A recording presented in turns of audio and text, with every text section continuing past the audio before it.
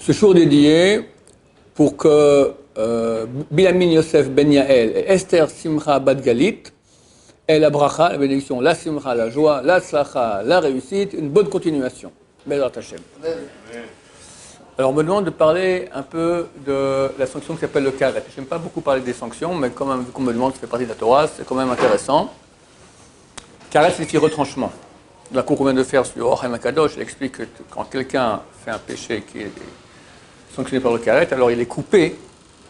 On a chacun une corde qui nous relie à Dieu, la corde elle est coupée. La vérité c'est que pas toutes les cordes. On a 36 ou 37 cordes. Quand on transgresse un interdit volontairement, si c'est involontaire, c'est jamais karet. Volontairement, on sait que c'est interdit et néanmoins on le transgresse, alors ça coupe une de ces cordes-là. Et c'est très très très mauvais. Maïmonide écrit qu'il n'y a pas de pire chose que cela, parce que tu es coupé d'Hachem. Tu es coupé, quoi. T'es coupé. Alors, quels sont les péchés qui sont sanctionnés par le karet? C'est la question de Gabriel. Alors ici, le Rambam, Maïmonide, nous fait la liste. Alors, n'ayez pas peur. Alors, 27 parmi eux, si je ne me trompe pas, 27, c'est toutes des interdictions sexuelles. 26. 26 parmi les interdictions de karet, c'est des interdictions sexuelles. Comme on peut arriver à 26, vous allez entendre. Relation avec sa mère. Relation avec la mère de sa femme, sa belle-mère. Relation avec sa grand-mère, la mère de sa mère. Relation avec la mère de son père. Relation avec sa fille. Relation avec la fille de sa fille. Relation avec la fille de son fils. Relation avec la fille de sa femme. La relation avec la fille de sa fille. On avait déjà dit? Non. En relation avec sa fille. Ah, relation avec la fille de sa femme. Avant, c'est la fille de sa fille, maintenant la fille de sa... La petite fille de sa femme. Voilà, la petite fille de sa femme, exactement. Relation avec le fils de la fille de sa femme.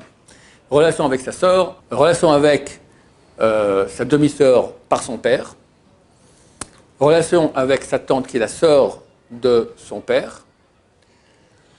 Relation avec la sœur de sa mère, donc la tante par sa mère.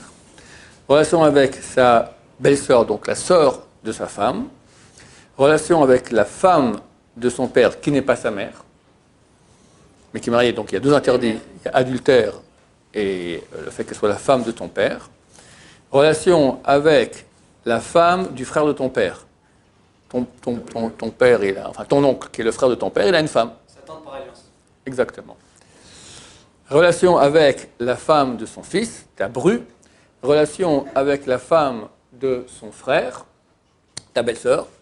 Relation avec une femme mariée. Relation avec une femme nida. Et là, j'en profite pour rappeler à tous nos auditeurs que c'est extrêmement grave. Même si c'est sa femme?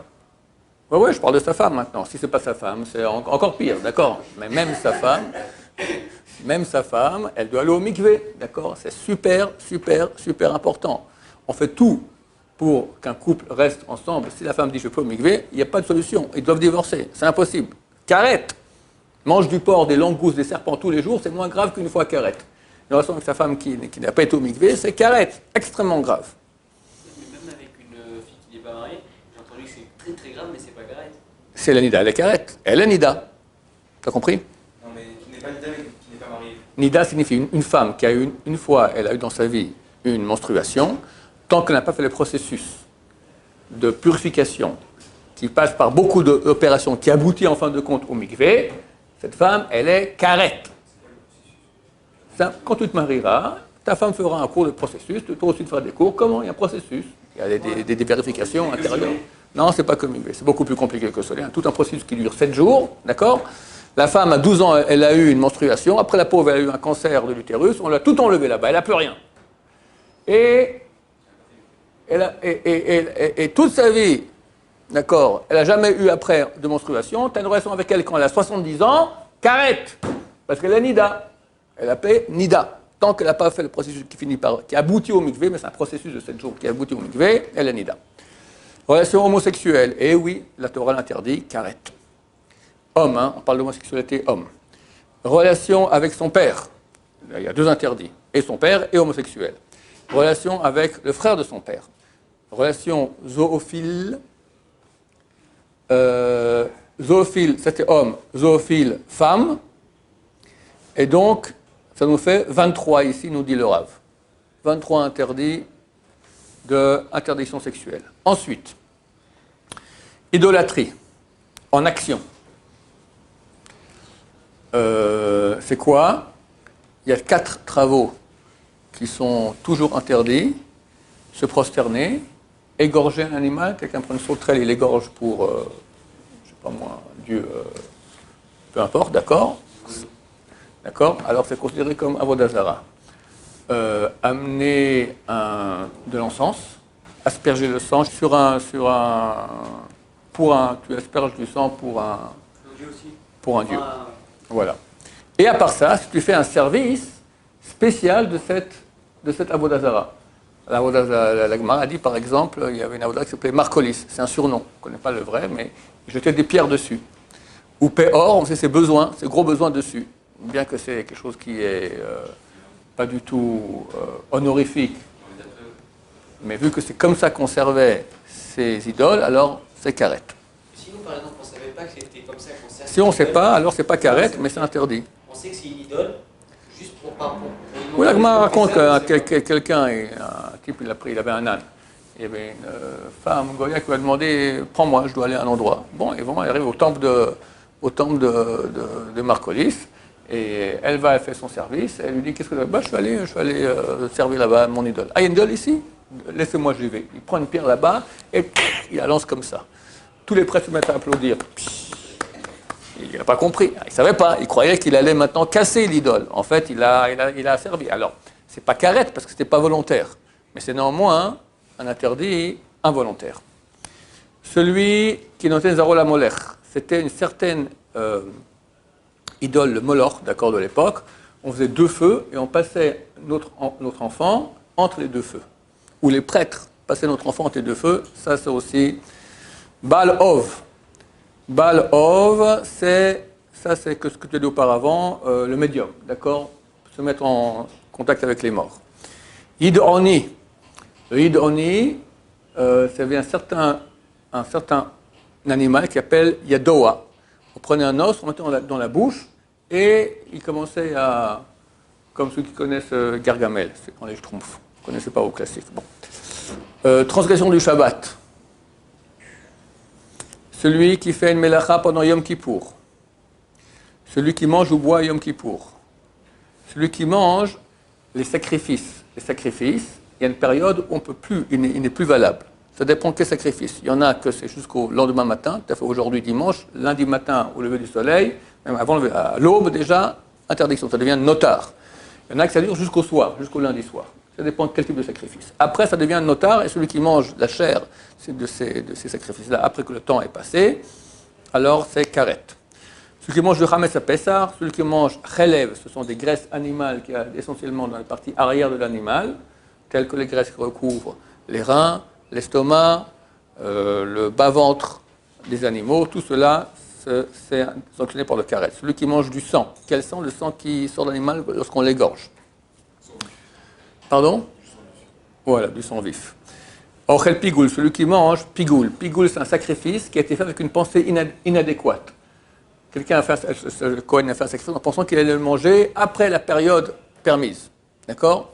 Alors, bien qu'il le mange maintenant, vu que la pensée est inadéquate, c'est pigoul, c'est karet. Celui qui sacrifie des animaux sains hors du temple. Parce que le temple a été construit auparavant, on peut encore faire sacrifice hors du temple. Dès que le temple a été construit, c'est interdit. Aujourd'hui, vous direz, mais il n'y a plus d'animaux sains. Il y a. Lequel? La vache. Non, ça c'est en Inde. Ah, pardon. La brebis, le mouton. La brebis, tu as mangé une fois une brebis, toi? La mouton, ils l'ont égorgé. Au temple, ils l'ont égorgé. L'agneau, il n'y a aucun problème. C'est quoi l'animal qu'on n'a pas le droit d'égorger? Si on l'égorge, c'est karet. Le chat saint. C'est tous les animaux purs, d'accord, qu'on sacrifie au temple. Donc vache, mouton et chèvre, bouc, d'accord, mâle et femelle, quand ils sont les premiers nés à Bechor, il est saint à la naissance déjà. Quand moi j'étais jeune, il y a une mitzvah de donner, quand on égorge un animal, de donner au Kohen 3 parties d'animal. Les joues avec la langue, l'estomac et le bras droit. D'accord? Mitzvah de la Torah, donner ça au Kohen. On était 3 coupes en kollel, on a acheté les 3 un mouton. On a appelé un des grands shochatim du Badass qui est venu pour égorger comme ça dans la rue, comme ça, tac. Il est très content que des jeunes comme ça veulent faire la mitzvah. Et aujourd'hui, ils ne font pas la mitzvah. Qu'est-ce qu'ils font? Ils font une association avec un non-juif. Comme ça, pas besoin de donner ça au Kohen, parce que ça embête l'usine qui fait les animaux de donner des parties, des belles parties. Le bras avant, la langue, c'est des bonnes parties, d'accord? Nous, on voulait faire la mitzvah. Alors, il est venu et il s'apprête à égorger. Parce qu'il dit, vous avez vérifié que ce n'est pas un bechor? C'est pas un premier-né? On dit non, il est devenu tout blanc, livide. Il allait faire un issour karet, égorger un animal saint hors du temple, un animal qui est sanctifié. Les autres animaux, les autres sacrifices, on dit, cette vache, elle est hola, cette vache, elle est shlamim, cette vache, elle est khatat, d'accord? Tu la sanctifies par ta parole. Mais le premier-né, il est saint de façon naturelle, normale. Il est tout blanc, on a vérifié l'endroit, on a dit qu'ils ont des registres, non, c'est bon, c'est pas un fils aîné, Baruch Hashem, il est revenu, on a égorgé, on a donné ça au Kohen. Voilà, on continue. Celui qui, non seulement il est égorgé, maintenant, il sacrifie l'animal. Il fait un petit autel et hop, il le brûle sur un autel improvisé. Celui qui fait l'huile d'onction. L'huile d'onction sur laquelle on oint les Kohanim d'Olim et les rois d'Israël. Le Mashiach, on l'appelle Mashiach parce qu'il sera lui, il sera oint. Oint, on dit en hébreu l'imshoach. Ça fait le Mashiach qui est oint, le oint, d'accord?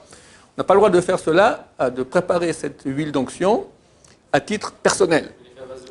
C'est marqué dans la Torah. Okay. Noir sur blanc, comment on le fait?